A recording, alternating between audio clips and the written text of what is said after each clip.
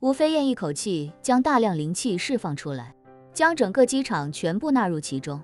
紧接着，他便不由得皱紧眉头，心中暗忖：为什么除了我自己的灵气之外，没有半分与灵气有关的存在？四方宝幢是法器，而且是唐代多位有大神通的修士共同打造，其中必然有着大量阵法，以灵气感知，也必然能够第一时间察觉。可是吴飞燕的灵气所到之处，处处都如同一片死寂，就像是火焰掠过焦土地，完全找不到任何能够点燃的东西。吴飞燕的心中咯噔一下，随即她开始更细致地搜寻机场中的每一个人，想看一看陈志明和钟永博是否在这里。可是，一番搜索下来，吴飞燕也没有发现两人的踪影，这让她的心情瞬间沉入谷底。她表情阴沉地说道：我费尽周折来到这里，没想到竟然是对方设下的一个局。一旁的吴天林心下一紧，连忙问道：厅主，您何出此言啊？吴飞燕握紧拳头，咬着牙道：我要找的东西不在这里，陈志明和钟永博也不在这里。说着，吴飞燕怒道：陈志明既然不在这架飞机上，那他定然是已经死了。他之所以包下这架飞机，想来也绝不是他本意，极有可能是被人胁迫，或者受人控制。而对方之所以这么做，就是想干扰我的判断，让我扑个空。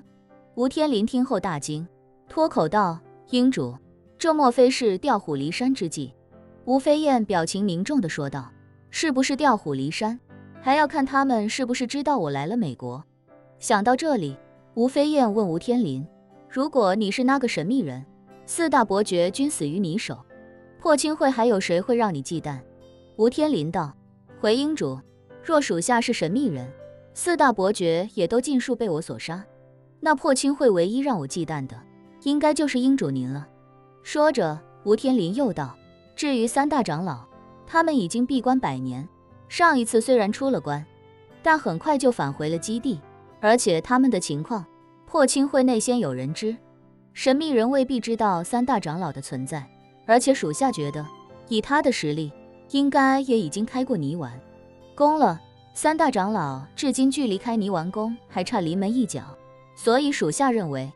就算他知道三大长老，也不会心生忌惮。吴飞燕表情更加难看，咬牙切齿道：若他唯一忌惮的就是我，那说不定他早就知道我要来，所以才故意搞了这么一出。吴天林恭敬道：厅主，属下觉得他倒也未必真的知道您要来，让陈志民包这架飞机，很可能只是为了干扰一下我们的判断，未必是针对您的行为。吴飞燕冷冷道：您要仔细排查一下，看看我来美国的事情到底是哪里走漏了风声，若是内部有人泄密，无论是谁，杀无赦。吴天林忙道：厅主，您这次来美国，知道的应该只有属下和机组成员，不过属下觉得机组成员应该也不会泄密。吴飞燕咬牙道：不管了，直接把机组成员全部杀掉，换一批。吴天林不假思索地说道：属下遵命。言罢，吴天林又问他：厅主，咱们接下来要怎么做？吴飞燕冷声道：回纽约去。罗斯柴尔德家族把纽约封锁得这么严密，连我都没办法躲开他们的检查。如果那个人真的带着我要找的东西离开纽约，只会更加困难，说不定他还在纽约躲藏，等待机会。这一次来纽约，我一定要找到那件宝物。吴飞燕话刚说完，一旁的吴天林的手机忽然收到多条推送，他将手机掏出来，发现发来推送的基本上都是华夏的新闻、社交以及短视频类的 APP， 而标题基本上都是一致的。他忍不住轻声嘀咕道：唐代国宝四方宝幢归国，这东西来头很大吗？这么多媒体同时发布消息。吴飞燕一听这话，登时瞪大眼睛，脱口问道：你说什么？四方宝幢归国？是。吴天林将手机递到吴飞燕的面前，道：英主您看。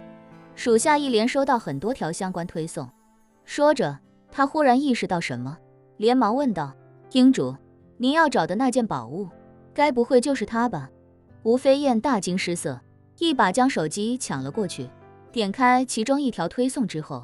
立刻进入头条新闻软件，而这条新闻推送是一个电视台紧急插播的新闻，所以点进去就直接开始播放起了视频。主持人铿锵有力的声音传来，下面插播一条本台独家消息：唐代国宝四方宝状在海外漂泊近200年后，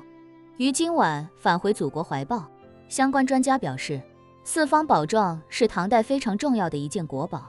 曾被清王朝秘密收藏200余年，在第一次鸦片战争到第二次鸦片战争期间流失至海外。主持人说到这里，画面已经切换到了四方宝状的特写。吴飞燕看到那尊大气磅礴的四方宝状，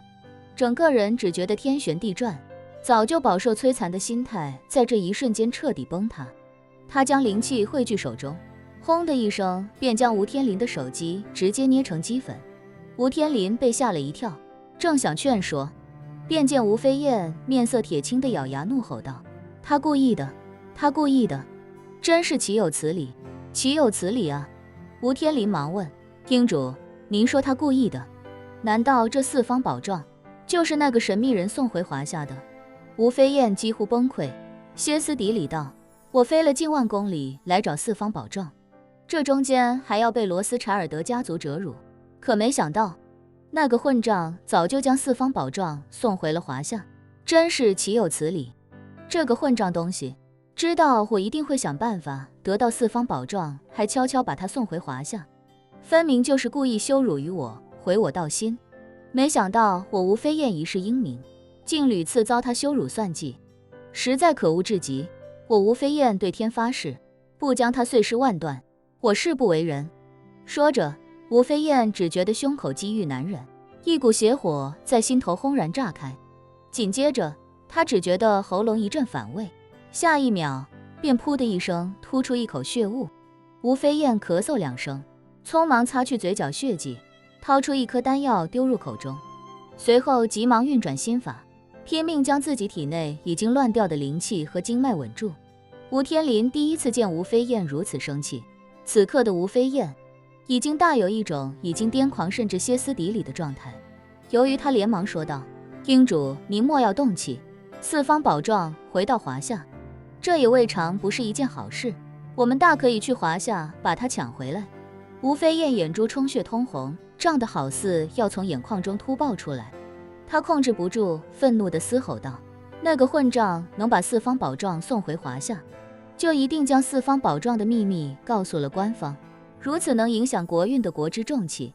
华夏必将视为国宝，全力保护。区纽约州国民警卫队我都招惹不起，